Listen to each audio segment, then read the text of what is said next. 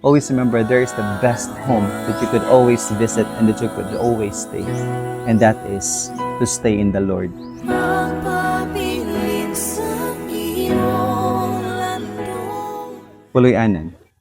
Ang puloy-anan mga igsoon sa kinika space ug sa kanika lugar kuntiin mabati nimo nga nay kapahulayan.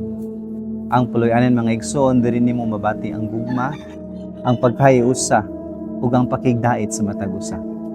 Ug ang puloy-anan mga igsoon sa kanika lugar kung diin ang imong mga panginahanglan mo provide.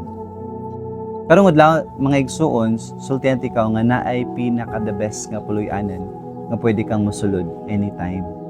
Because this world is offering us homes, houses, places nga makayon ta igsoon, we don't feel belong.